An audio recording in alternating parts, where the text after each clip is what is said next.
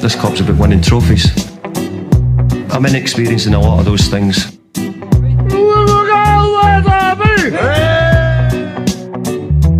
3-0. Can you believe it?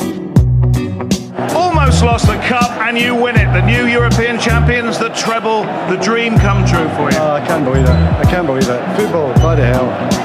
But they never give in. And that's the winner. Welcome to the American Red Devils podcast. I'm John. I'm Alex. And we are bringing you the best Manchester United news from this side of the pond. Ooh, sir, how you doing? How you doing? What a win. Luton Town on the road. Turn around our, beginning of season misfortune, losing badly against Palace at home. The boys batter championship side, Luton Town 3-0. How you feeling, sir? Sir, the Hatters go down spectacularly. Manchester United doing the business. Took some quality there at the end to get those two goals. Mason Greenwood looking hungry. Glad to see he got one. Rashford as well. Dino in net. Big save. Hendo save, sir. It's a new thing. I mean, Dean Henderson lineup for Manchester United. Kind of strange. It was good to see him play, and it was good to see him come up with a big save that ended up being a pivotal one.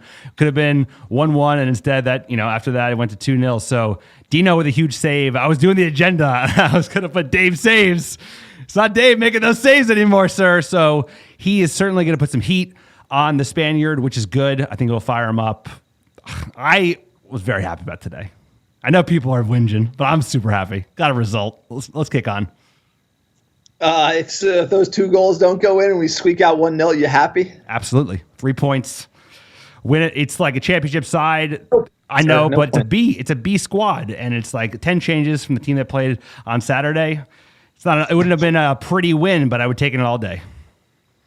Sir, I think they ran out of Kool-Aid over there in the bunker. You're drinking it pretty hard. Look, I got to say, wasn't pretty. If it looks like preseason, smells like preseason, it's preseason. I mean, this lineup is almost preseason-esque from Ole Gunnar Solskjaer. It is Luton Town. They are in the championship. They're in the second division.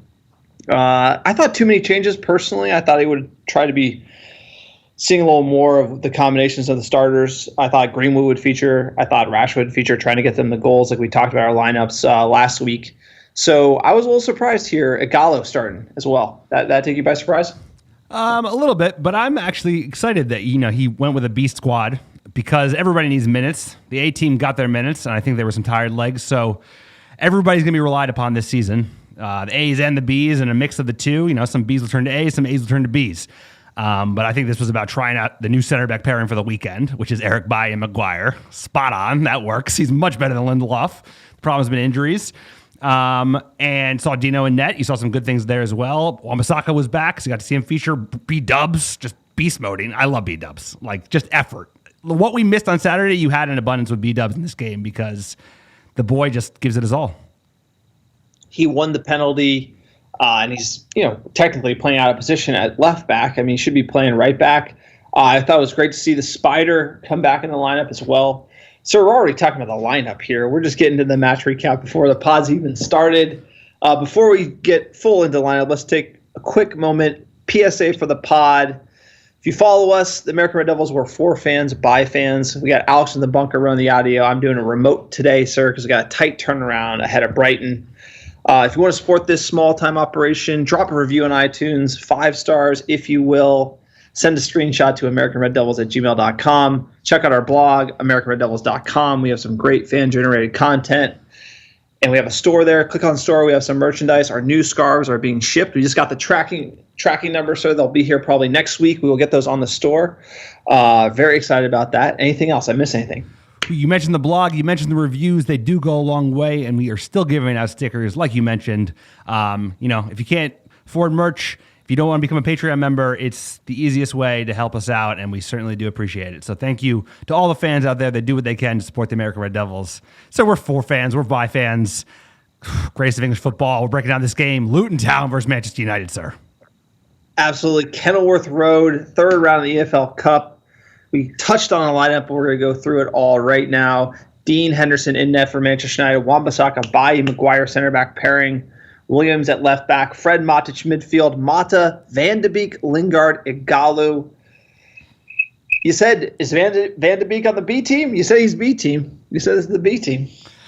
He didn't start last time. I'm not sure he's B team. He looks a starter. I'm not sure he's going to take our boy Bruno Fernandez's number 10 spot, but he is a tidy player, looked great all game. And you know who looked good? And I hate to admit it, Jesse played pretty well. He didn't play poorly. So it'll be interesting to see whether he's playing for a way out or if he's, Ole rates and wants to keep him around. I said he had a good first half. I think he faded in the second. But again, it's great to see him playing with desire, passion. He's quick. Maybe he's fit. Maybe he's more fit than he was last season. I like it from Jesse. Maybe you like to see him as a sub on the right wing if we need a goal against Brighton. So I think I don't know if he's playing to leave or he's playing to stay. Either way, you like to see Jesse coming out, doing things. Fred, a lot of people rating him this match, sir. Your boy in the midfield with Matic. Do you think the midfield two did enough today? I mean, I think they did enough. They kept a clean sheet. They're not offering the same kind of creativity that you'd get with a Pogba playing, but I think they did a job. I don't think they created a whole lot, but I think Matic was tidy as usual. I think we missed him. We certainly missed him against Palace. And I believe he played the whole 90. So I don't think he's going to be able to play against Brighton, but he's an important player for us when he does play. And Mata, he was dangerous, had a couple chances that we'll talk about in a bit. But it's good to get the B players or the second squad or the bench players in, get them minutes. Some of these are not, obviously. Wan-Bissaka is a starter, of course, and Matic is a starter, but getting the minutes we need because we didn't have a preseason. This is preseason. You're absolutely right. We are playing our way into form, and every game counts because this is not this is EFL Cup. But if we don't win it, people are going to remind you that you didn't win that game. No, of course, and I have to think it's like as a fan, I don't like watching preseason games that much because they look like this. They literally like Luton Town. Like you want to say, like the highlights are people got to play, they got minutes, they're getting fitness, we got goals. It's great to see Rashford Greenwood come on, mix it up. I mean, we looked like a different side when they came in. That's a great point. But as a fan, you just like to see Manchester United beating up Luton Town. You like to see just walking in, beating them up. And I think what we're really seeing is preseason, and for all fans have to take a step back and be like, look at how crazy the end of last year was. They've had no time off. They had internationals. They had basically Harry Maguire fighting around the world, comes back, and so realistically, we're starting to get in the flow of things. So when it does look like preseason play, it probably is. We need probably 5-6 matches to really see the boys start linking up, doing it right. So. It's kind of annoying as a fan. I like to see them come out ready from the jump, but you have to look at what happened with Project Restart during the summer and how we're just going to have to wait a little longer for Manchester United to hit, second or third gear. And that's totally right. And that's why I was so thrilled when we got into the pod, because right now it's not about perfect play, beautiful football. It's about getting results because the boys you could tell it's like they looked like they got their legs underneath them. They looked like they were playing a game in like Levi Stadium in Santa Clara. And, it could be because it felt like a preseason game. It just felt like the preseason legs, and the boys need minutes. So I would have taken a 1-0 victory, but like you said, the three amigos came on, and then the 80th minute, and they just totally changed the game. We look like a totally different team. I'll tell you what, the whole preseason caveats, all this stuff, when you're playing for keeps against Crystal Palace and they slap you for 3 goals at home, and even there's no fans, it hurts. It does. That hurts. It stings. It's just something about it. Like, part of my brain's telling me my heart hurts, but my brain's telling it to calm down because Manchester United aren't ready yet, sir. Shall we jump into this match? Absolutely. So first half, United did not come out sharp, but they definitely had a higher level of effort from the Saturday match and took a bit for the first good chance. 14th minute, actually a good chance for the Spaniard Juan Mata after a nice ball from Lingard. Can't really connect. Then United actually looked a little vulnerable. 21st minute, we actually caught in the break. And it was a bit of a bundling around the box, but They did look dangerous on the break at occasion. They didn't necessarily have the end product that Palace did, but they certainly showed their pace, and it shows the vulnerability of United, whether you play a championship side or a Premier League side. No, absolutely. And then, Igalo had a few touches that kind of went a little. Igalo, he didn't have his A game again preseason, in my opinion. Give him time. Like I'm a big fan of Igalo FC. As a sub, he kills it for me last season, and I just need to see him doing that more from the jump in these cup games, right? Well, the Igalo that we got coming straight out from China at the end of January was a little bit sharper than the one we're seeing right now at the moment, because his hold of play was so good when he came. It's not quite there, but he needs minutes. They all need minutes because they've had this crazy summer, and I think they'll get sharper as they get more gameplay. United kind of started waking up in the last 5-10 minutes of the half. It was a nice ball, 41st minute from B-Dubs. Mata had a good chance, but actually scuffed it in the box. And then in the 44th minute, B-Dubs is your man. In. Half-hearted appeals for a penalty, and appeals for a penalty there, and it's been given. Foul on Brandon Williams. Just a second or so after Manchester United had appealed for a handball in the penalty area. Juan Mata there puts Manchester United in front. Easy as you like, sir. Juan Mata dispenses the penalty. There's no Bruno around. He's going to take it. Hey, it's one of those days where a penalty settles it. I got no problem with that. Hey, great penalty finish from Juan Mata. We know that he's good at kicking pens. Glad to see him get his goal. He had some good opportunities. B-Dubs win the pen, huge for the young lad. He actually wins quite a few. He bombs in the box. He has a move. I want to see him feature at right back, though. Brandon Williams. He's a player. I mean, it's amazing. That's he's a right-footed player, so playing left back out of position. He did misplace a few passes today, but his effort is insane. All day, he's got the right enthusiasm, and he's just... We needed more of that on Saturday, and it was good because he made that apparent from the jump. Like, he was not being pushed around by a championship side, so it was nice to see that. So going to the going to halftime, how'd you feel about it? I got one more point on Juan Mata. Does Juan Mata look like maybe meat pie Mata? He's looking a little thick these days. Did you notice that? As a guy who has never, been on the right side of weight loss, I can't comment on Juan Mata looking overweight. No, he looked a little slow. He looked a little. He's always been slow. He's always been at pace speed and issue. Meat pie Mata? Is that a thing? I don't know. Maybe. So how are you feeling at halftime? Poor Mata. Sorry, Juan. First of all, I'm going to say sorry, Juan. At halftime, I was kind of like, penalty against Luton. Guess it does it. I hope we just see a little more intent, faster movement of the ball in the final third. Got to be able to open up Luton Town, even if it's Igalo and Mata and Lingard and Van de Beek. I mean, I was expecting them to score at least one or two from open play. I just don't think the high-quality chances were there. A lot of side-to-side in the middle of the park. Like you said, Fred Matic, maybe you're not going to get that killer pass, but I just wish I saw more come off in the first half, hoping for better chances in the second. No, I tend to agree. I think this, starting 11, fit and firing, you would think could dispatch a Luton Town more easily than today. Jumping into that second half, Luton, who came out with more of the heat, they were really trying to change the game in their favor. They had more of the ball in the first 10. It wasn't until the 63rd minute where United had their first clear-cut chance of the half. United on the break, Gala goes his own way, and he actually has a good chance, but the shot is blocked, pings around, and then Matic has a chance at it, and it's parried away. But it was actually, 20 minutes in, the first real chance of the half for United. No, absolutely. And another great chance for United. One chance we didn't talk about, Harry Maguire open headers. He had another one today, just wide open.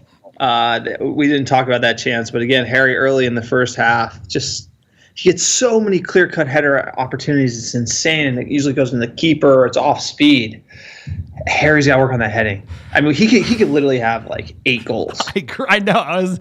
I was doing the agenda, and I was like, I think Harry drank. We talked about this with another player. Drank the stuff from Space Jam, where he just forgot one of his best skills, which is just dunking headers. He used to do that at Leicester for fun. England team, fun. He could have easily had 6 to 8. You're right, 6 to 8 goals since he's joined United. Anyway. Slab head smash. Sorry, that's what you call it. The slab head smash. That's fucking massive. A little bit better. Started getting better. United started really kind of turning the screws in the 71st minute. Good chance for Lingard after some nice play between Mata and AWB, but he curled it over. 73rd minute, Donny has a good chance after a nice low cross from AWB again. So it was good to see him trying to get forward. And then the 78th minute, sort of triple sub, baby. Bring on Rashford, Bruno, and Greenwood for Mata, Donny, and Igalu. Just comment on Donny. It seems to me, he plays really forward, which I like, and he's in good positions in the box. In dangerous times, he's always hovering around, popping on that ball, getting good shots. You can kind of tell he has that instinct. I really like that from Donny. I totally agree. I think he's one of those players that could play anywhere, play all over the pitch. But he's always trying to let the ball go through his legs, little flicks today. You see, I think him and Bruno are really going to feed off each other in an exciting way. And then they came on, sir. They made a pretty instant impact. But first, it was Dean Henderson in the 81st minute coming up with a massive save. It was a certain goal. And then it was followed up by a huge block on the line by Eric Bailly. Huge break for United. Nothing came out of it. Could have easily been 1-1. So what did you make of Bailly's game today, coming back from injury? Bailly looks sharp. I rate Eric Bailly. It should be Bailly and Maguire all day. You just look at those two. That's an intimidating back line. Lindelof comes in. He's on Instagram wearing dresses, so I don't know if he's going to strike fear into attackers. I'll tell you what, Eric Bailly makes me scared. I wouldn't want to come against Eric Bailly because he looks like he put a tackle in. So in the 88th minute, our boy, Marcus Rashford. Greenwood. Rashford. Marcus Rashford settles the tie in favour of Manchester United. With a late second. It's a nice touch from Greenwood, a nice composure on the ball, and just smashes it home. That's game dusted. No, I mean, Marcus Rashford didn't even look bothered when he scored too. Absolutely love it. First goal of the season, and he just is like, whatever. That's what it's all about, getting on the score sheet and getting going. Lingard in the 90th minute had a nice opportunity, skied it over. Poor guy did everything right except for score. And then in the 92nd minute, our boy Mason Greenwood decides, you know what? It's time to get the season started. Puts it onto his left foot and strokes it in for a third goal for Manchester United. With virtually the final kick of the night at Kenilworth Road. Sir Mason Greenwood. First of many, I hope, for this year. That does it. 3-0 on the road. Gotta call Iceland Air. Gotta get the Iceland women out here. Mason Greenwood, first goal. Cold-blooded. He's not worried about that. No, absolutely love it. Mason Greenwood, first of many. Okay, what's the over-under on how many goals Mason Greenwood scored for Manchester United in all competitions?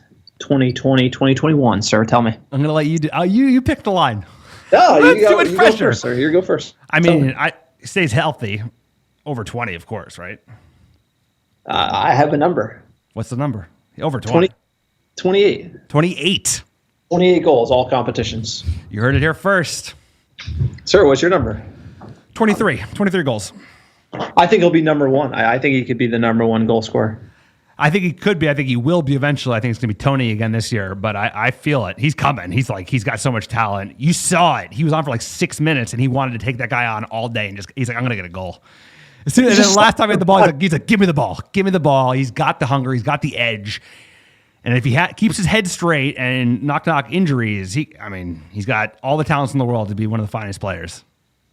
I mean, he just looks like a boss already. He's got the chip on his shoulder. English media after him. I mean, he's got everything. I mean, something tells me he's going to thrive.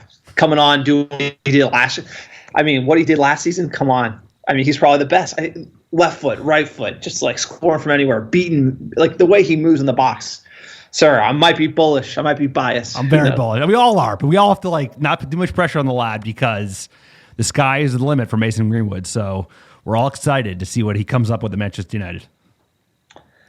All right, sir, match reaction stats. Let's get into it. Possession, Manchester United 58% of the ball, 42% to Luton. Shots 19-10, but shots on target 12-2. It's amazing. We only scored 3 goals if you really think about it. Fouls 16-15. It was pretty even in the midfield. Ole Gunnar Solskjaer has won 50 of his 92 games in charge of Manchester United across all competitions. Only Ernest Manal 78 games, and Jose Mourinho have reached more than 50 managerial wins in fewer matches for the Red Devils. If you look at Jose Mourinho's total record for Manchester United, he didn't do bad, sir. If you actually look at his win percentage, he is on that list ahead of Ole. Manchester United are unbeaten their last 11 meetings with Luton since a 2-1 defeat in the top flight in a top flight match back in March 1987, sir. So we basically have not been beaten by Luton since I was 2 years old. So do the math there. It's quite a while. Since the start of last season, Manchester United have both taken 23 and scored 19 more penalties in all competitions than any other English league side. Sir, we get penalties. Get a lot of them. Sorry, not sorry. Apologizing to no one. It's kind of getting egregious even for me. I'm just like, we need penalties to beat Luton. It's like, come on, It's just like one of those. Manchester United's Rashford has been involved in 10 goals in his last 7 League Cup appearances, 7 goals, 3 assists. Hats off to Marcus Rashford, and a shout out to the End Child Poverty campaign he's currently running online in the UK. Top lad. And again, Sir Marcus Rashford, soon enough. He's a legend. He's one of our own, and he makes this club proud every single day. So we are very proud of our boy Marcus Rashford. He might have something to say about who's going to score the most goals this season as well. He wants a voice in that. So he's doing it off the pitch. He's doing it on the pitch. He's a hell of a lad. All right, who's your man of the match? My man of the match is probably going to be Donny van de Beek. Good opening performance, involved in a lot. I think he played he was the connective tissue for whatever he created along with Mata. So he was involved in everything. I think it was a good first start for him. Dean Henderson, first start, clean sheet, great save. Consummate professional. Like, he looks good in that keeper kit. I'm a De Gea fan though, but I gotta give it to Dean Henderson. He shepherded United to a clean sheet on his first start. That's a big deal. I like that. The chef. Looking at the poll, a little Twitter poll here for man of the match. Fred, the man of the match pick, 38% of the vote. I think everyone's trolling me on my Fred take. Everyone hates me because I don't necessarily rate Fred. We can talk about that later. Mata second, 34%. Greenwood 21%. Rashford 6.6%. And then we had honorable mentions for Bailly, Donny, Hendo, and Lingard as well. So kind of all over the board. I think in this type of match, no one really stood out. Right. So it's interesting question, sir. There you go. But sir, what do we know? Should we ask the manager what he thinks of today's match? Let's talk to Ole. What were the positives for you tonight?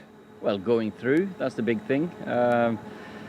Some positives, of course. You've got a keeper back there who does his job. We scored some nice goals towards the end when you can see the impact they had. Apart from that, a good workout. It was a good save though, wasn't it? I think it was his only save, but it maybe prevented a possible penalty shootout. But that's probably the job our keeper sometimes has to do. You've got to stay concentrated and make saves when needed, and David's done that for years and years, and Dean did that today.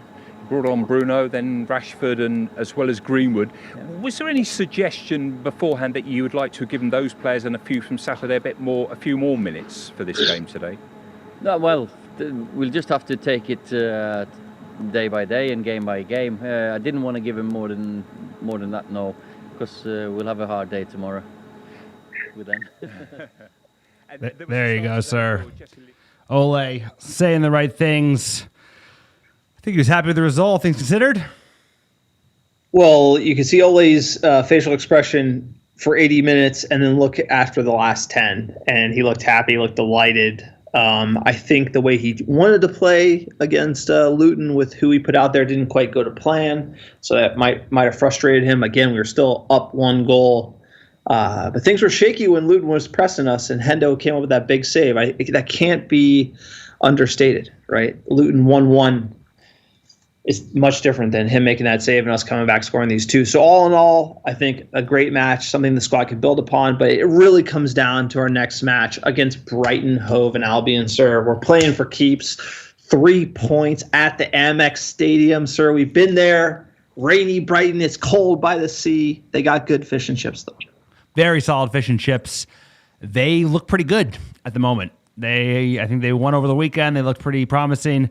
And they're not a team. They're like Palace. They're not a team to underestimate. They can easily punish you. They're going to sit back.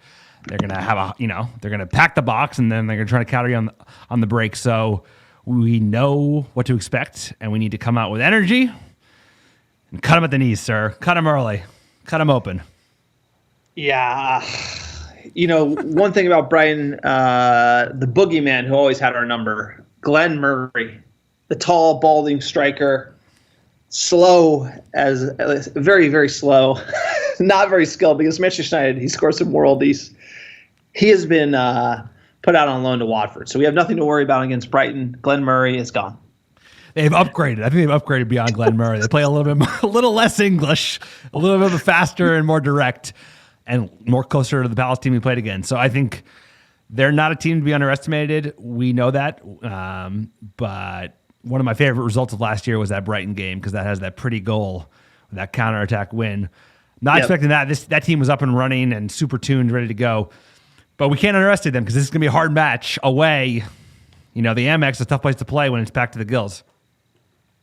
It won't be packed to the gills. I know. Exactly. So that gives us an advantage. It is, yeah. That's another point that I think is interesting. Do you think fans not being in the stadium impacted Manchester United opening against Crystal Palace? Imagine what the stadium would be like. Imagine what the fans would be like. Season opener against Crystal Palace. You have to think that would be a major impact, right? I do. I do, of course, because the players... It's a different experience playing in an empty, giant stadium. A stadium is made for 77,000 people, and then it's got like 200 people in it, and they're still playing, and it's probably really eerie, and you just can't get up the same way. You don't have the same... I don't know. I'm sure it must change it for them. So I would say absolutely. Well, that's not an excuse. There's no excuse for... I'm not making excuses. I'm just thinking because as Manchester United fans, since we're the best in the world, and our away fans are the most hardcore and loudest fans in... I would argue the Premier League, and probably our home fans as well are pretty close. We probably have the biggest advantage when it comes to having supporters in the stadium, and to have that taken away, I do think matters. Like great away support can have Manchester United come back in a match. No, it's true. It's home or away. I think sometimes it's more powerful away because there's nothing more powerful than 6,000 Reds in a corner chanting the whole game that will just drown out the home fans. So especially in these smaller grounds, Amex is not a smaller ground, but if we were at Luton, you would be able to hear the United fans all night, right? Or Luton. Yeah, exactly. That's the thrill of going away, right? Is you actually are louder than the home fans. So, I just food for thought, not saying it's the reason why we lost, but I actually think that's a great advantage we have that is taken away with no fans in the stadium. Look, this Brighton game, we got that West Coast early wake up, sir. Set the automated coffee maker. That's Saturday, September 26th, 4:30 a.m. Pacific. How many of these we got? I think it's not on Peacock. I think that's what we get. We get no Peacock, but I think I'm at 4 in the morning. But hey, you know what that means? They're totally going to lose. If we get up earlier, we get up, the worse they play. We have a terrible record. Whenever we get up very early for a match, usually Manchester United don't show up. But again, I have to think that doesn't matter in the grand scheme of things. Lifetime against Brighton, we played 6. We've won 4 and lost 2. Again, losing 2. Those games I remember very, very vividly. We've won 3 of our last 5, including the last 3 in a row. Including the 3-0 back in June at the Amex. Like you said, that counterattacking goal was amazing. First time we played was in January 1909, where United won 1-0 in the FA Cup. Brighton and Hove Albion Football Club, or Brighton for short, nicknamed the Seagulls. They play in the city of Brighton. Like we said, it's by the sea. We've gone to a game there. The stadium's actually recently built, so it's a really nice stadium. We actually saw them play at QPR when they were in the championship as well, sir, back in the day. They're founded in 1901, nicknamed the Seagulls. Brighton played their early professional football in the Southern League before being elected to the Football League in 1920, so they go way back. Sir, 1901, baseball's American League declares itself a major league in baseball, so it goes all the way back. So Brighton's founding goes all the way back to the founding of the American League in baseball. U.S. Steel is incorporated by J.P. Morgan, sir. Everyone celebrates that all the time. U.S. Steel. First billion-dollar corporation. I thought it was kind of cool. So I don't know. New York becomes the first state to require an automobile license plates. You got to be able to track these people driving around.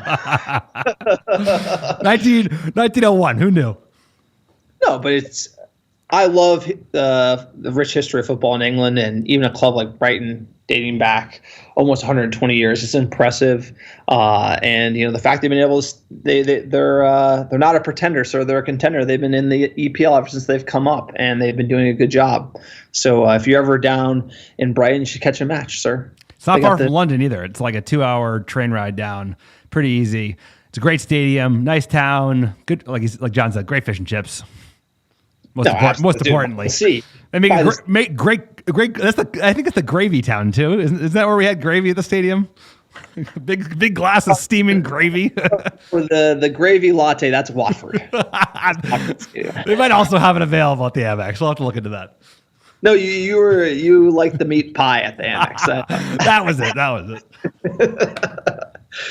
it. Physio room injuries for Manchester United. Twanzebe, foot injury.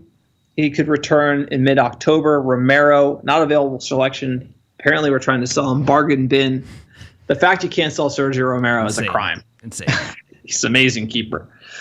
He could be number one for Manchester United, honestly. Phil Jones has a knee injury. It will be a few weeks for Phil to start training. Like Humpty Dumpty Phil Jones. Just can somebody put him back together again so we can get some funny photos of the lad? What did you do in West Ham? That's what I want to know. Dude, who would have him? Given those injuries, what is your lineup? Here we go.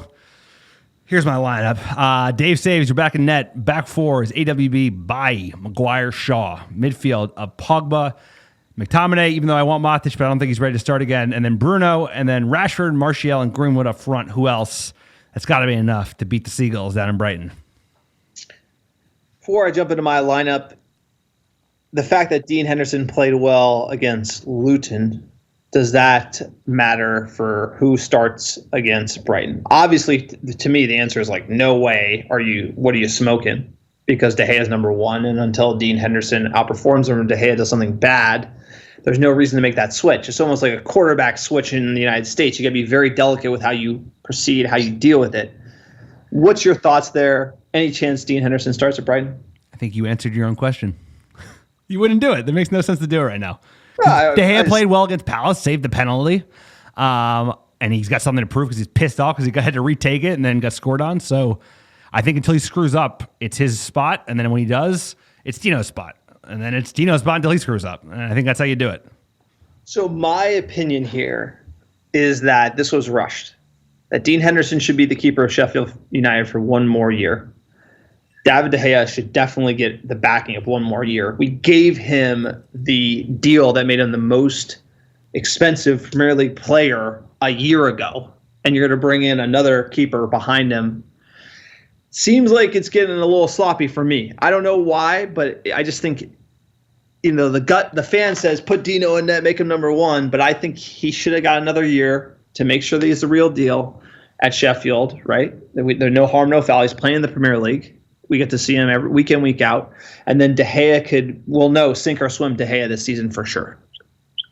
And then you can make the call. And then Dino could be number one and De Gea could be on the number two. Versus this whole, when are you going to play him? I'm not arguing with that. But that ship has sailed. So who are you putting in net for your starting 11?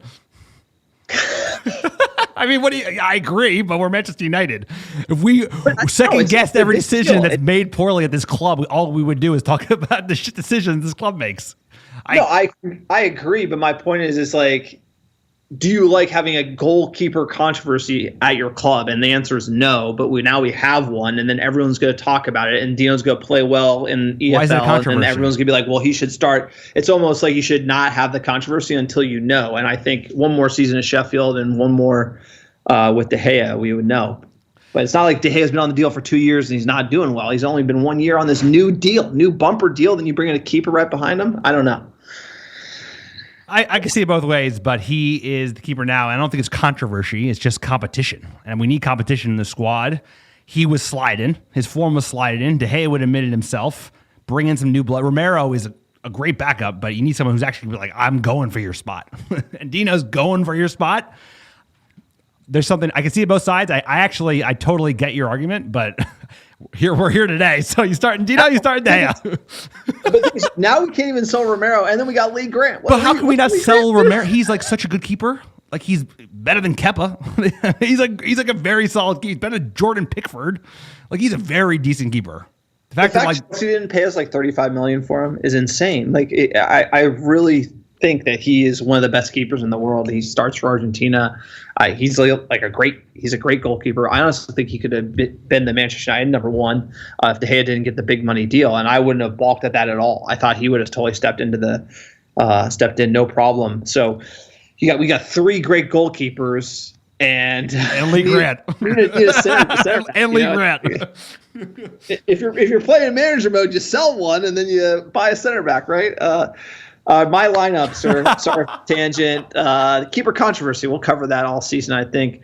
I'm saying Dave saves again. No chance on Hendo. Wan-Bissaka. I'm doing Lindelof, Maguire because Lindelof wasn't included on the bench. So again, with that one, I think he's going to keep playing Lindelof. Shaw at left back. We're going to see Pogba, Fred. I do think that the Matic Fred midfield today was an audition for who gets it. I don't think McTominay necessarily did enough to earn that.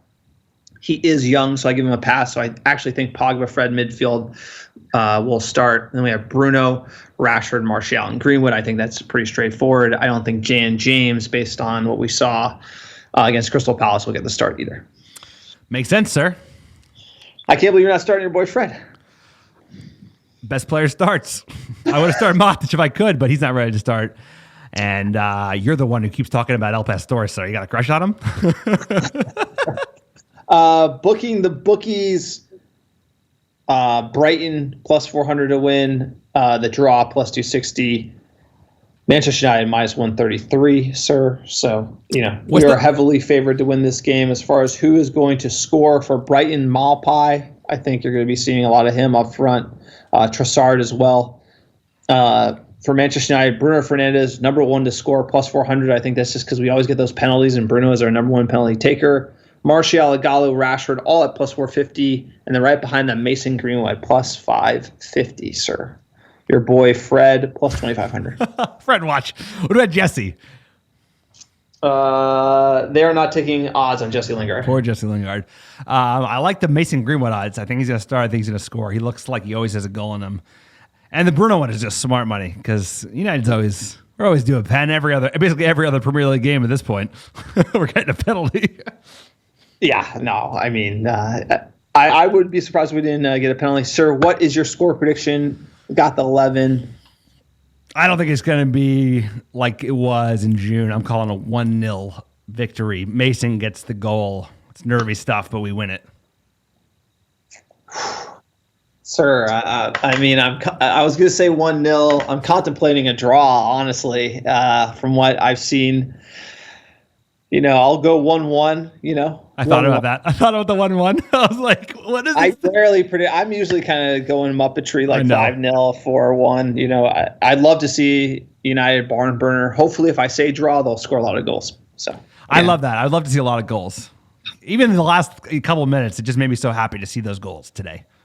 Because we still got it. It's like the fact that we got that on the bench gives me hope.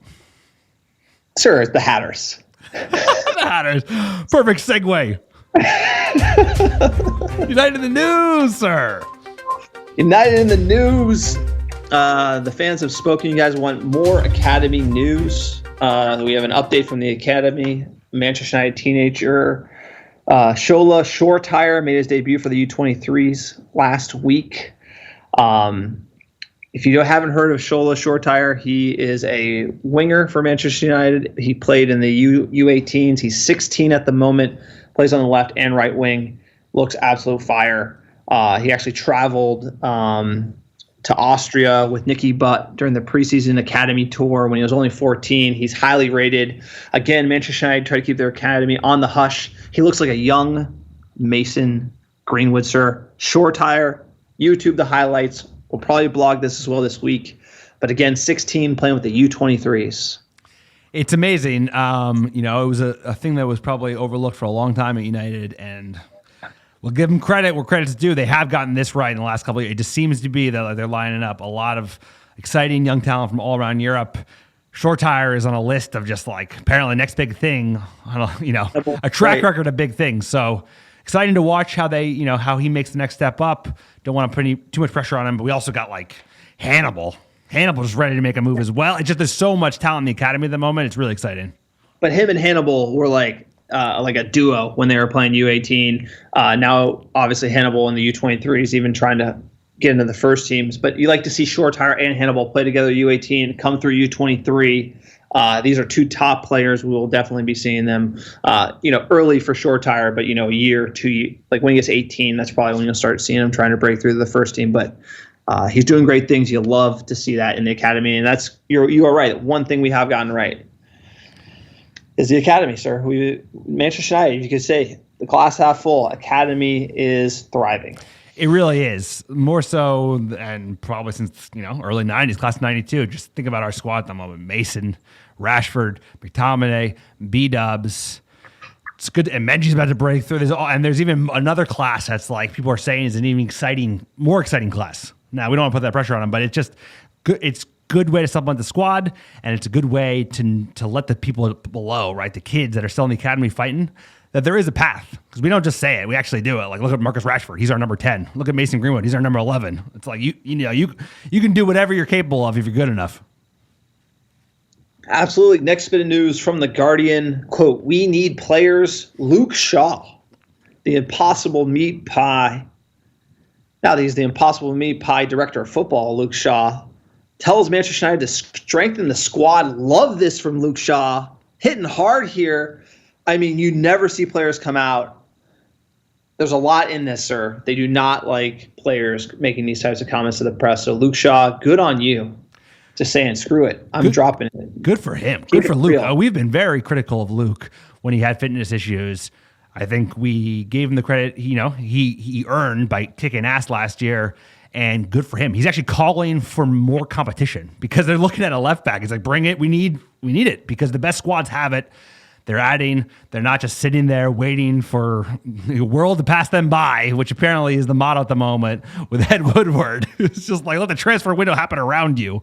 So good for Luke Shaw and knowing that like the best clubs are always adding talent. And that's the way that, iron strengthens iron, sir, like they say. No, exactly. And the one thing we touched upon last week was the fact that an organization that's run poorly, it bleeds into everything. So the fact that the manager's getting slack, that they're not getting reinforcements in the transfer window after an amazing finish in third place last season, now the players are kind of looking around like, hey, why aren't we getting reinforcements? I mean, this is, European football is kind of a unique sport where every season, if you're a big club like Manchester United making $650 million in revenue, like you should be purchasing the best young upcoming talent to strengthen your squad because it's very competitive at the top of world football, and Manchester United should be rubbing shoulders with the likes of Real Madrid and Barcelona in Champions League finals. And right now we are day late, dollar short. FC. What do you expect? Have you seen the crew in charge? Speaking of which. Just to comment on the transfers for a second, sir, just kind of a segue here. The real issue is selling. Right. If we can't sell, we can't buy to a certain extent. Because if you can't sell, we're talking everything that's been rumored this summer: Dalot, Jones, Rojo, Romero, Smalling, Lingard, now Dan James.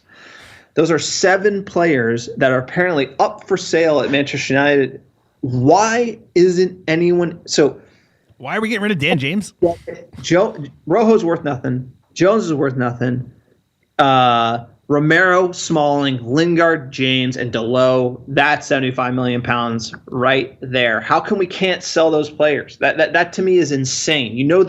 We're failing as a club. Either everyone has just agreed not to buy Manchester United players, or or Matt Judge and Ed Woodward are terrible at their jobs. Which one is it? How come you can't sell those players? We know which one it is. They're terrible at their jobs because we've seen them We've watched them perform their jobs and continue to fail over and over and over and over and over. Every transfer window is the exact same story. And we all expect them to just show up and do their job and get shit done, but then not get anything done because you're spot on, sir. You're spot on because we've got to be able to sell those four. The ones that, like, there is some value there. Like Chris Smalling played really well in Italy. And the fact that we can't sell him for like 20 million pounds when he's like, giant, never misses a game, has proven it. It means that we don't know what we're doing. We can't sell Lingard. Like Lingard would be a tidy player for a lot of English Premier League teams. Same with, there's got to be demand for Delo. It's like, I don't think we should get rid of Dan James yet. But those players, the ones that are obvious, like our sells, you got to be able to do business because we can't do anything done. Especially if we got to sell to buy, then you got to like, hurry up, bro. Hurry up. No, but it's like one of those things where like everything Ed Woodward touches like just dies, right? It's like, you buy Lukaku, you sell him for a loss. He goes to Inter, scores 30. You buy Di Maria, you sell him for a loss. Goes to PSG, he's killing it. So like every player we buy, we lose money. It's like there's nothing like we need to be able to like look at what Dortmund's doing. You see Bellingham, you see Sancho. You see Holland. I mean, you buy these young talents, they blow up, you sell them for big money. Manchester United actually used to sell to the likes of Real Madrid. You think the Ronaldo deal, like it's good business to be able to sell players. Either they don't want to play for you anymore, they want a new challenge, but you need the profit to offset the expenditure a little bit in the window. And if we could do that, we wouldn't be where we are. We're absolutely screwed and we're broke. But you have a guy who's not a football expert running the club. He's in charge of everything. He's in charge. Like he got all this credit for like making them a lot of money by basically whoring out the club for like 15 years to like noodle companies around the world. And he gets like lauded as some like genius, like some brilliant marketer. It's like, no, he just took the most valuable sports franchise, one of the most valuable sports franchises in the world, and just like shelled it out on like car parts and bags of potato chips and etc. It's like, wow, what a hero. He's such a smart man. It's like, no, you're an idiot. Because look at every piece of business they've done. It's been a disaster, and it keeps happening over and over again because you have the same dunces in charge. And all you need to do is go to the Manchester United online store. That'll tell you everything you know about this business. Exactly. This club should be siphoning money out of my bank account. And I go on there, I'm just like, everything you buy is just, I'm good. Quality, not good quality. It's not good. And then it doesn't even look good. And they're like, they don't give you any discount if you're like a member. They just like give you free shipping over like $350. Like there's like no deal. Yeah, I'm good. We could go on.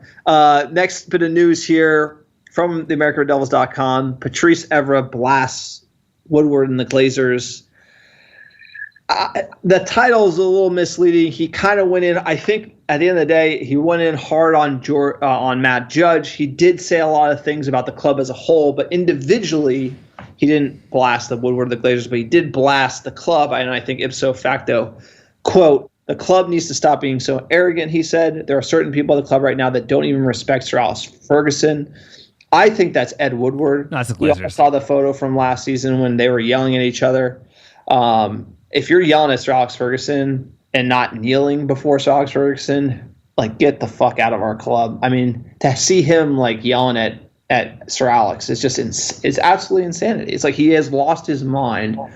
I mean, he also couldn't have pulled off the coup if it wasn't for Sir Alex. Like they couldn't have robbed this club blind if it wasn't for the insane amount of success that he brought ever since they got their tentacles in the club in 2005. Like, so he's a moron. Woodward's just a moron. Look at that guy. It's like he doesn't even look at that. He doesn't even shave. He has that terrible neck stubble. I go on Ed Woodward all day. Yeah, and being a former investment banker myself and working for people like Ed Woodward, I know exactly the type of guy Ed Woodward is, and trust me, he thinks he's a lot smarter than he is. You have no experience running a football club doing what he did for a living. You might think you do, but he has none. And the number one thing that proves Ed Woodward is a moron is he doesn't have a director of football to like smart people hire smart people. Smart people learn from their mistakes. And he doesn't admit that he doesn't know what he's doing, right? And by now you have to admit you don't know what you're doing regards to transfers. No, it's arrogance, right? go to our website, americanreddevils.com, if you want to read exactly what Patrice the Beast said. But it is arrogance because they just think they know what they're doing, but they haven't like looked at the track record, which has been like riddled with failures, and be like, damn, what went wrong there? They're just like, let's just keep doing it. Let's just keep doing it. The number one thing that tells you Woodward is doing a poor job was the Rio Ferdinand did a high performance podcast interview, and he talked about how he left Manchester United. That was brutal. And I actually tweeted out that clip, but I did watch the whole thing. It's a great interview with Rio. Rio's the man. Usually as a player, when it's coming down to your end of your contract, the club would basically tell you whether or not they're going to sign you or not. And so essentially Woodward didn't do that with Rio. And then Rio played his last game for United, and he literally sat down next to him in the locker room right after he played his last game for Manchester United and said, "Hey man, we're not renewing your deal. See you later." No farewell to the fans. No thank you to the fans. Rio Ferdinand put his heart and soul into this club for Manchester United. He's like, you watch him on Sky now when we score, he's like shouting and screaming, jumping up and down, loves this club. And to have Ed Woodward sit down after he just played his last game and be like, yeah, you're good, dude, we're not renewing your deal, and take that away from him, rob him of that, shows you everything wrong with Manchester United. That is everything you need to know. It's soulless. And they're cutting off their nose to spite their face. It's like they don't even know how to do relation. It's like, goddamn, he's Rio Ferdinand. This is not like, it's like Danny Welbeck. It's like Rio Ferdinand. He was like the most expensive defender. He like came in from Leeds, legendary signing, like shored up our defense for 10 years, titles, Champions League finals, Champions League trophies. It's like, that's a travesty. The same thing basically happened with RVP. With like, he was just kind of like shown the door, like, get out of here. And it's just like, it's an embarrassment because these should be club legends that are first and foremost involved in the club. He's like, I thought I was gonna get a role. It's right. It's like, you didn't offer Rio Ferdinand a role. You want to be involved in staffing in some way. You want to be a coach. It's like, they're such idiots. Because it is arrogance. Everyone's spot on. It's like, they just think they know what they're doing and be like, dude, look at the trail of destruction you've left. Based on your decisions. It's like, I understand where they're coming from because it's only run for financial gain. So there's no real but at the end of the day, you need culture. If you want to create an elite organization, you need culture. You need to build a winning culture. And that starts with everything. It starts with respecting players who play well for you. Other players want that same respect. And if people know the ownership don't care and then they're not even concerned about how their players, players who sacrifice so much for the club, it goes a long way to unmotivate players, and that's something we can't see from the outside. Maybe the organization, is just one that players don't really feel that great about. And that could be, and that speaks on the pitch. Maybe that's something we're not taking into account. I mean, everything looks nice at Carrington, so I can't comment. Respect, man. It's true. It's like I think it's happening. I mean, I think you just seen the brand has suffered, the team has suffered, reputation has suffered. We've got a great club, but like, we need to get the owners out. We need to get the guy who's running it out because he's running it for them. He's running for them so they can continue to operate it as a piggy bank for that family. And we're never going to achieve success with them running things. And that's just the way it is, unfortunately. Next bit of news: Woodward selling his house. The house where that son photo op where they like allegedly attacked it, but then called the son so they could take photos of it and drop a story like next 30 minutes later. Like Neil Ashton wasn't doing a spin zone piece. Either way, Woodward selling this house, moving. They selling the club, or Woodward's just moving so he doesn't have people show up to his house, try to smash it down when they don't sign Sanchez. I was thinking it goes either way. I was like, this is either because like now everybody does know where he lives because that stupid son thing he did in January, or it's because maybe they got a buyer. I mean, like the Muppet in me thinks like maybe they got a buyer and he's trying to get he's trying to put his house on the market. But it could just be him upgrading. Maybe they're giving him a bigger check, bigger dividend for all the money they've helped the Glazers steal. I wish that it was. I wish it was because the club was selling. Again, it's hard to tell. Like those conversations would be behind closed doors. We would never hear about it. Obviously, as a public company, it's a very sensitive process. The stock's given up all the gains that we talked about earlier. I actually think it's a personal risk thing. He shouldn't be there because literally, like, the club is going to be in dire straits, and they are literally worried about fans like coming back trying to burn the mother down. I mean, because like the entire city of Manchester is in revolt. It's going to be in revolt over this. I mean, half the city, right? The right side, the red side. That might be a good point. They're going to just keep them down to London, try and close transfer deals. They'll show up on Saturday so we can yell at Alex Ferguson in the stands. Yeah. He'll take a chopper, sir. He takes a chopper from London. All class. Alex, tell us watch, sir. We haven't even gotten to tell us. Tell us about the latest on Tell Us. Tell us. There's nothing to tell us about Tell Us, because what else do you expect? This is Manchester United. Personal fees agreed, but now we're haggling. Like we got nothing but time, but we're haggling over like £2 million apparently. So I don't even know what to say, sir. The deal's going to be done. PSG are sniffing. It sounds like we could easily bottle it. Great value. We're going to blow it over £2 million. What do you think? This is from Fabrizio Romano, quote, "It's about the fee. That's it. Not my fault if Tell Us is not done, but Manchester United are working on it." Again, I think this talks to the Matt Jughead Judge transfer strategy, which is just like, go in.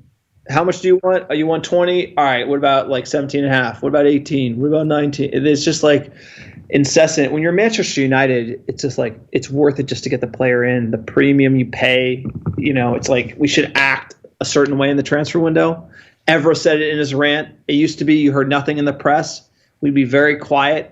We get our business done and dusted early. No questions about it. Just get the deals done. Don't rile up the press. Don't do this whole, negotiating tactic like they're doing with Sancho, being like, posturing in the press. Like whoever decided to do that, that is when everything went wrong with our transfer policy. You know me, don't believe it until we see jerseys. I wrote the article earlier when the transfer window opened. I wrote the article, Manchester United are broke. We can't afford Sancho. We're not going to get him, sir. We got 2 weeks left. Could I be right? Probably. I think we talked about it maybe a month or two ago, and I think there's something to it. I think they might drag transfers out intentionally because it gives them an excuse for not getting business done. It's like they just let this transfer, which could get done in a day, and they'll let it take 3 weeks because that way they're like drag it. They get a transfer in, and all the United fans are busy just talking about the noise and not be like, I don't know. I think it's just part of their tactic, or maybe it's just incompetence. It's hard to say. It's tiring, sir. It's tiring. It's tiring. Sky Sports today said they were like, literally, Dortmund has like no idea what Manchester United's doing. Right. Like they're like just basically like, why would you, if you really want the player, what are you doing? Basically like we have no idea how they're operating, how they're running their business. It's absolutely in shambles. Like that's Dortmund literally coming to the press and being like, we don't even know if they're seriously going to buy this guy or even interested. And it's almost like they could have just started this whole media storm to just like make it a reason why we didn't sign him. But if he was our target last year, is our target this year, go out and get him.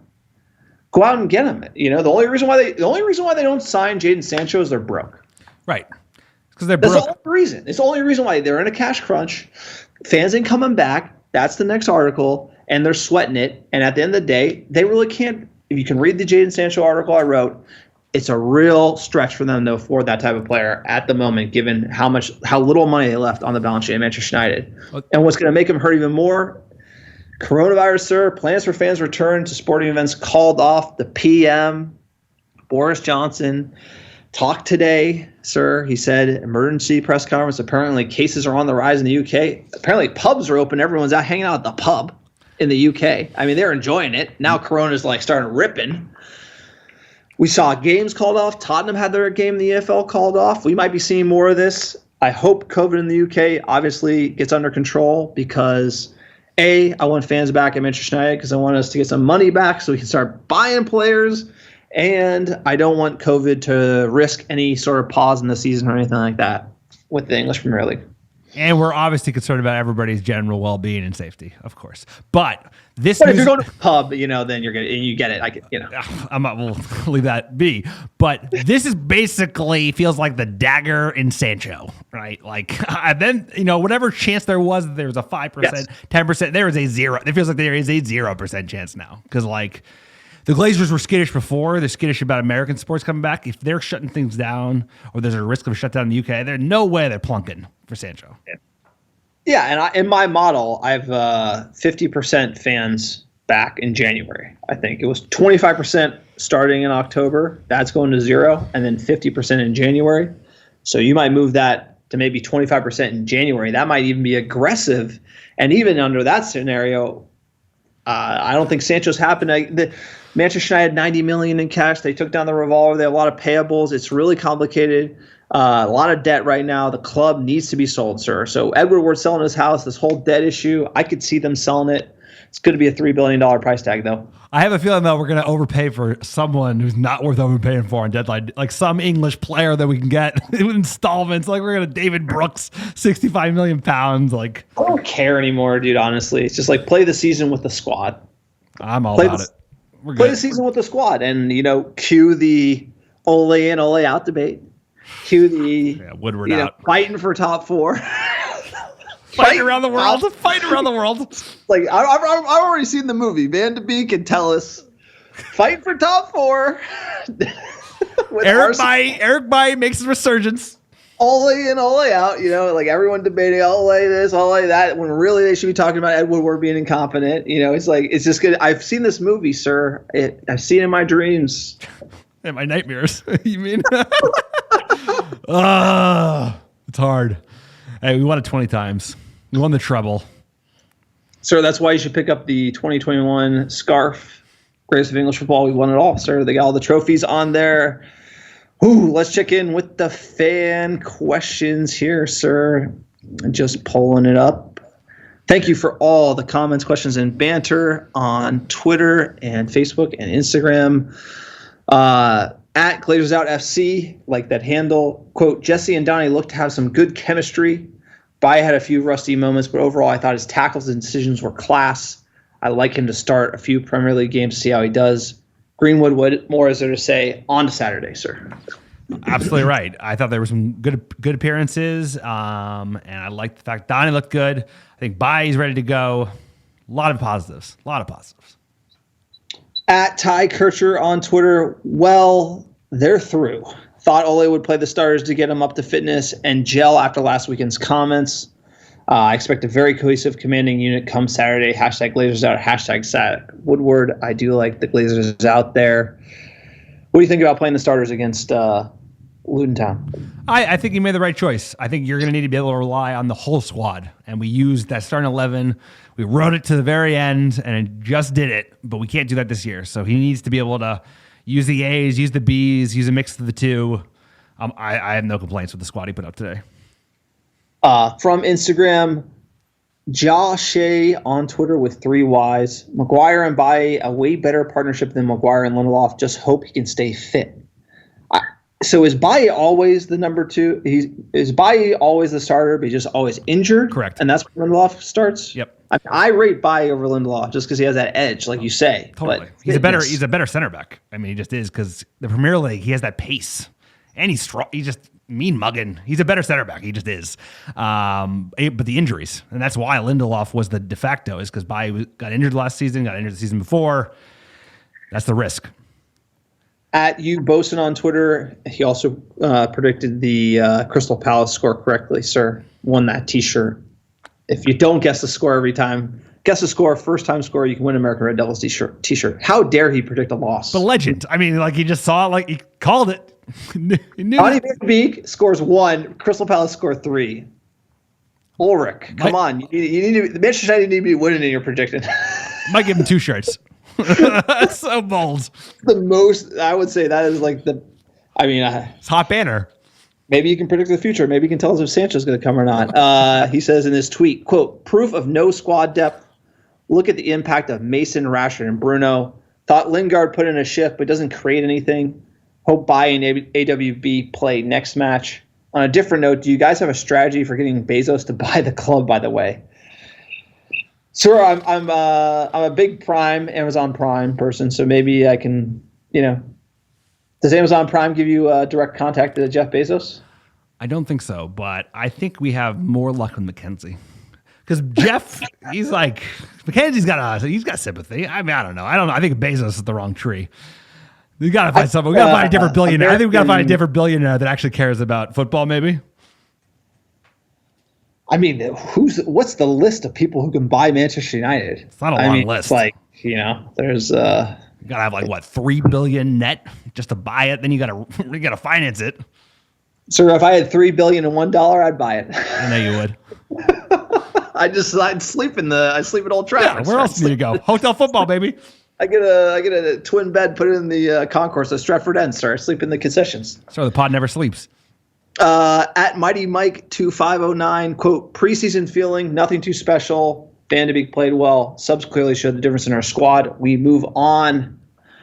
A lot of positive comments here. I like that amongst our American Red Devils fans. At Burkett Mets, quote, Mason can have as many women over to his hotel room as he wants, as long as he plays like that.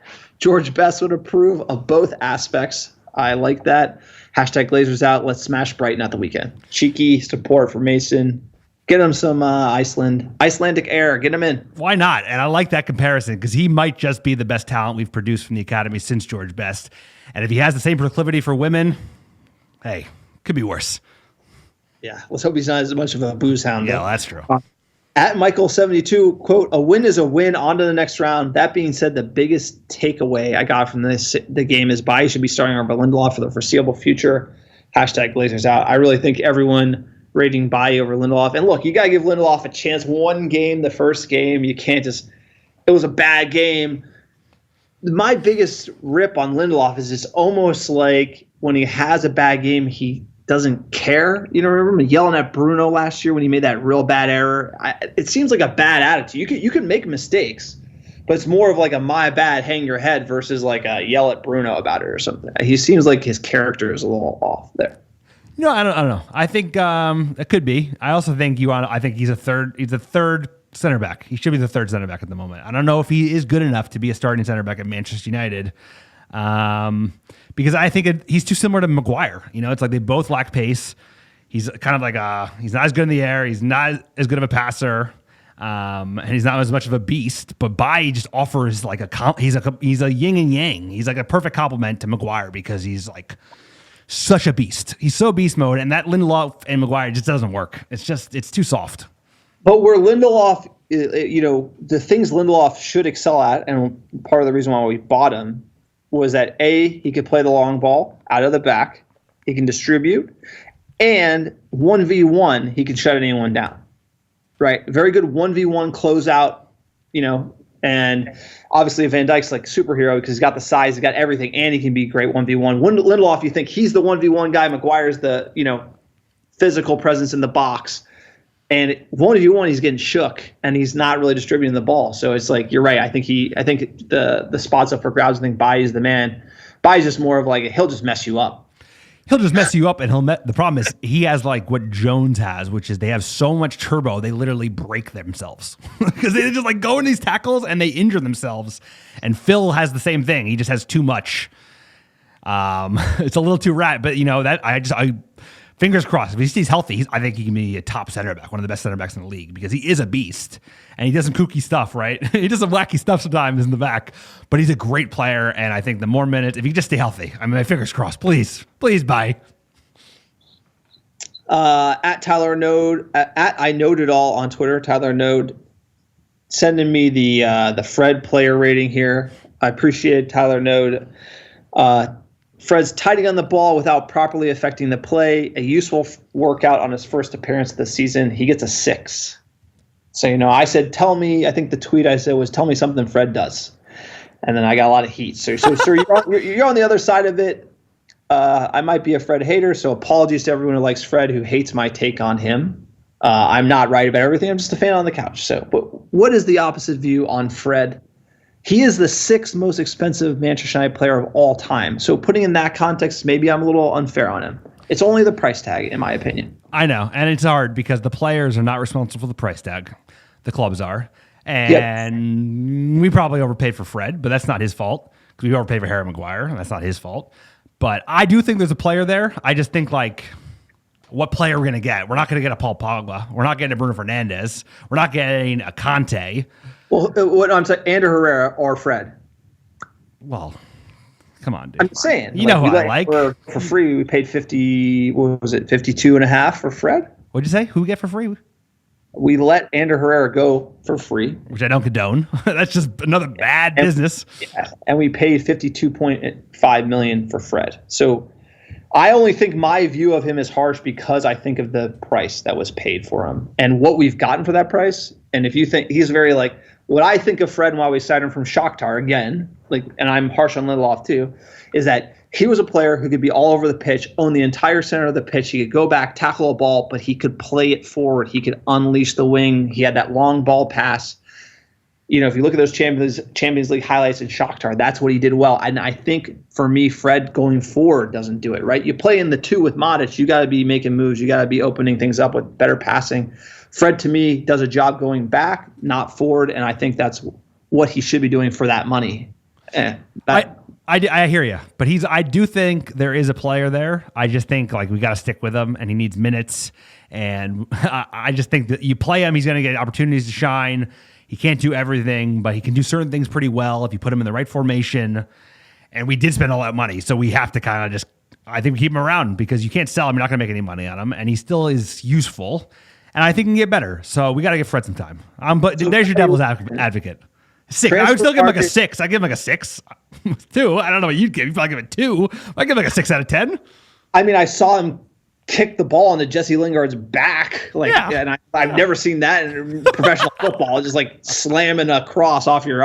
I think it's the stuff like that he does where I'm just like, what are you doing, dude? Like, a few bad giveaways last year. I would give him a 6 today. I think he played well. I mean, I think he did well, but like playing well against Luton Town for $52.5 million. Transfermarket.com, his valuation. Guess what his value? Guess what he's worth now? I don't want to know. Tell us. That's what he's worth. Tell us. 15 million. 15 million. Just like Crater, dude. Like, he's got to earn it back. What is he, 26? We were hoping he'd be Fernandinho. I mean, that was who we thought we were signing. We haven't quite gotten that yet, but Fernandinho's like 34 playing center back for City. I mean, hey, maybe we'll have a late turn. But yes, and if you bring in Tellez, right? Maybe the Brazil on Brazil thing. I thought he was getting a little bit better with Bruno. I thought like the spoken Portuguese language connect was like rubbing off. There was something there. I just think you give him minutes. He's not going to be your starter in the league, but he will get time because we're going to have injuries. We've got a shit ton of games. Stick with the Pastor. Maybe they'll come good. He played well last season, but like for the money, that's debatable. So again, sorry to everyone about my Fred. I'll try to be a little nicer to the guy. I can be harsh sometimes. I know. I'm sorry. I apologize. He played well today, but that price tag, fairly or unfairly. There you go, sir. One more tweet here at Roland Deep 1995. Quote, on to the next round. What a poor first half. Fred gave the ball away so much, as did Williams and Bailly. Donnie looked good. Hendo made a phenomenal save. Good goals from Rashi and Mason too. Glory, Man United there. So I'm not the only one. Hitting Fred a little bit. Calling it like it is. Hey, no one's going to agree on everything. All we can agree is that this game, Saturday, is a massive one. We have to beat the Seagulls, sir. We need all 3 points. I don't like needing these 3 points as bad as we need them. That's all I got to say. Because if we draw the Seagulls, you look at our matches coming up, sir. It's going to be. No, it's spicy. October is like we got Spurs. It's going to be fight night. It's going to be fight night, but that's what we live for. That's why we're United fans, because we play to win the game, and it might not be pretty. That's why I was like, I wouldn't have given a shit if we got a 1-0 win because of a penalty, and I'll be the same kind of opinion that's what it takes for Brighton, because a win is a win is a win, and we are in the process of playing our way into form. Here you go. After Brighton, Spurs with Gareth Bale and Reguilon. That's going to be a riot. Newcastle, Chelsea, Arsenal, Everton. 5 games, sir. 5 games. We don't get 3 there. I mean, how many points do we get from those 5? How many points do we get from Tottenham, Newcastle, Chelsea, Arsenal, Everton? Everton flying at the moment. 10. Because we're going to step it up, or we might even lose against Brighton, because I know this story, dude. We'll lose against the shit teams, and then we step up against the big boys because we are Manchester United. That's what we do. Don't worry about it. After you said that, who could be? That's the podcast. It's been a real one. Remote pod. Appreciate you guys listening, putting up with the audio difference. We'd rather get podcasts out more often and then wait to do it in the bunker probably once a week. So we like to drop these virtual pods whenever we can. Sir, we really need to win against Brighton. I hope we hit the ground running. Martial hits a few. Well, I think Rashford feeling good. Greenwood got his goal, so we're going to kick on from there. Can't wait to see the team selection. 4:30 a.m. Holy crap. For fans, by fans. That's how the American Red Devils does it. Check out our website, americanreddevils.com. Sir, Alex is the editor-in-chief. If you'd like to contribute, you can email us, americanreddevils@gmail.com. This platform, the podcast, we want to use to get the fan perspective out there. That is what it should be about. There's two guys in the bunker enjoying it. If you'd like to help us out, drop a review on iTunes. 5 stars goes a really long way. That's the number one way we're found from the survey we just did. Go to our website, click on store. We have some merch, some scarves coming in. We're going to be getting more merch sorted, but since it's just me and Alex, take some time, sir. Take some time. But we are building it brick by brick. Thank you for all the support. And we just need Manchester United to start kicking on and winning some games, sir.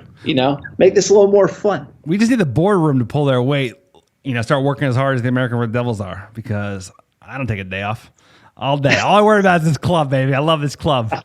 Wake up in the morning, go to sleep at night. It's all I think about. Sir, something. Let's do some top downloads. I will be happy. Like I don't even. Sir, I'm so this transfer window. I can't wait for it to be over. I know it's painful. I don't even think about it anymore. Honestly, I don't even worry about it. Just it's so. Sir, don't worry about it. Don't worry about it. But that's what the pod's for. You get it out. Thank our fans. Top downloads, sir. You want me to do the list? Or you want to do it? Hit the list, sir. Hit it. Number 1. This guy John can go for another hour. Number 1, how you doing? How you doing? Brooklyn, New York. Number 2, Columbus, Ohio. Dallas, Texas. Austin, Texas. Number 5, Dublin, Ireland. Appreciate you. Number 6, Lee's Summit, Missouri. Newberry Park, California. Croydon, United Kingdom. Hotlanta, Georgia. And last but not least, Chicago, Illinois, but we're going to keep going. Drammen, Norway, number 11. Oslo, Norway, and Camden Town, United Kingdom. Thank you to all the fans out there, all the American Red Devils around the world. We appreciate you, sir. Sir, I can go for another hour. I know, at least. Sir, tell me more about Dino versus De Gea. Hold on. This time, as a fan for Manchester United, you have to admit is kind of a really tense moment, right? It's you think of what happened last year. You think of what it took. You think of the COVID shutdown, the run we had, the finish we had, and the momentum we had, and that balloon. It's the air sucked out of it almost. I feel it. I feel it with the players. I feel it with Ole. You can just the intangibles there. The body language of Ole talking about transfers. You think Ole Gunnar Solskjaer doesn't want Sancho, dude? He wants Sancho. He wants Manchester United to be Manchester United again, everyone in the world except for the people in the boardroom. And it's it's really tough to watch this club struggle, really struggle at the moment, bad communication with the fans. And so for me, maybe I could go for another hour talking about that, but this just ain't the run of the mill run-in we had last year. This is seems the point, a big inflection point for the club where it's either going to be Ole in, Ole out. They don't back another manager. We've seen the movie before, Mourinho, and I'm afraid, man. I'm afraid because I've already seen the anti-Ole after one game against Crystal Palace. If we don't get enough transfers and we don't make top 4, people are going to want to call for his head. Woodward likes to sack managers. I'm very worried. I hear you, dude. Actually, you're making me nervous, but that makes our role even that much more critical, which means that we must continue to back the manager because the manager is being left out to dry. And it's when everybody freaks out and starts blaming Ole that he's some kind of knob, remember that he has knobs above him. He's got the biggest morons running one of the greatest clubs in the world, and we need to back Ole and buy him time because we get off to a really rocky start, and all of a sudden the pressure's on, and people aren't forgetting that, dude, this is the exact same shit that happened with Mourinho 2 years ago. The exact same thing. Finished second, finished third. What's the difference? You could argue that you should invest in Mourinho even more so because we were actually closer to the top. But that being said, it's the same thing. It was they didn't invest in him. Ole is not fucking Mourinho. He's not going to go sour on this team. But you're letting him down. You're not giving him the chance to really compete at the highest level. No, but the thing that, sir, it's kind of scares me a little bit, and obviously I'm just like talking on the real, is like, what would, like, obviously people are going to question Ole, are they organized? Are they this? Are they that? Are they that? It doesn't matter if we have Pochettino. If the board doesn't back the manager, if the board doesn't spend the money, if they don't invest in the team, if they don't have aspirations to win titles, it doesn't matter if we have Jose Mourinho, Maurizio Pochettino, Ole Gunnar Solskjaer, Ed Woodward, Matt Judge have done a horrible job running this club. On the commercial side, yes, but on the footballing side, everything they touch turns to shit. And it's time for a change, whether that's Woodward, whether that's the Glazers, sir. It's just I can't go through this whole thing with Ole. You know, him not getting backed when he totally delivered, and then having people come for his head. And, you know, I'm just worried about that. Well, we got to keep we have to keep beating the drum, which is give Ole time. Ole deserves time. He has earned the right to learn on the job, because it's the least we can give to him. If we're not going to back him in the window, then he can what else are we going to do? Who else is going to come in and win us titles without being backed? No one is. It's not possible. Fergie did it. In spite of the Glazers, it's impossible to ask anyone to do that. Maybe you could do it one-off. Ole is a link to the past. He knows the culture of Manchester United. He knows how this club should be run. He knows how we should be playing. He knows what the players need. I believe in Ole. I back Ole. But again, if shit goes south, we got to be pointing the fingers at Woodward. We got to be pointing the fingers at the Glazers. As fans, we got to be educated. We got to step up our game, sir. I think that's it. It's a real pod. It's a real pod, sir. It always is. It always is. That was like the end of that was after the end of the pod. You know, here I got Kicking a Blue queued up. Sir, October 5th, it all ends. It's gonna be a crazy saga. What a time to be a United fan. What a time. Greatest club in the world, sir. There's no other club I'd choose. As always, Kicking a Blue. Kicking